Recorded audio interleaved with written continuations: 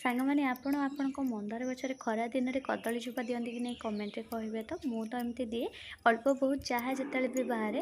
ଆଉ କିଛି କଦଳୀ ଚୋପାକୁ ଯେତେବେଳେ ଅଧିକା ବାହାରେ ତାକୁ ଖରାରେ ଶୁଖେଇକି ଗୁଣ୍ଡ କରିକି ରଖିଦିଏ, ଯାହାକି ବହୁତ ପଛରେ ମୋର କାମରେ ଆସିଥାଏ। ଯେତେବେଳେ ବର୍ଷା ସମୟ ହୁଏ ବା ଯେତେବେଳେ କଦଳୀ ଚୋପା ମୋ ପାଖରେ ଷ୍ଟୋର୍ ନଥାଏ, ସେତେବେଳେ ସେଇ ପାଉଡ଼ରରୁ ଚାମଚେ ଚାମଚେ ଦେଇଦିଏ।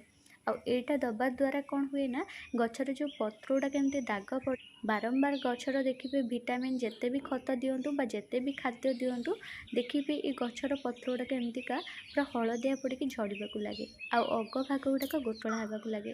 ତ ସେଇ ସମୟରେ କଦଳୀ ଚୋପା ପୋତି ଦେବେ ଏମିତି ମୂଳରେ ମାଟି ଖୋଳିକି, ନହେଲେ କଦଳୀ ଚୋପାକୁ ଭିଜେଇ ରଖିକି 24ରୁ 48 ଘଣ୍ଟା ତାର ପାଣିକୁ ବି ଫର୍ଟିଲାଇଜର୍ ଭାବରେ ଦେଇପାରିବେ, ଯାହାଦ୍ୱାରା ଗଛର ପତ୍ର ଗ୍ଲିସେରିନ୍ ବନି ରହି ଆଉ ପତ୍ର ବି ମଧ୍ୟ ହଳଦିଆ ପକାଇବାକୁ ଦିଏନି, ଆଉ ଏମିତି ଗ୍ରୀନ୍ ରହିବା ସହିତ କଡ଼ ବି ଠିକ୍ଠାକ୍ ଆସିଥାଏ। ଏଇଠି ମୋର ଗୋଟିଏ କେବଳ ମନ୍ଦାର ଗଛରେ ଏମିତିଆ ସମସ୍ୟା ଦେଖିଥିଲି, ତ ସେଥିପାଇଁ ଆଜି ଗୋଟେ କଦଳୀ ଚୋପା ତା ସେଥିରେ କିଛି କଦଳୀ ନେଇ ଆସିଥିଲି, ତାକୁ ମାଟି ଖୋଳିକି ପୋତିଦେଲି। ତ ଏଇଟା ଦେବା ଦ୍ୱାରା ଗଛର କଡ଼ ବି ହଳଦିଆ ପଡ଼ିବ।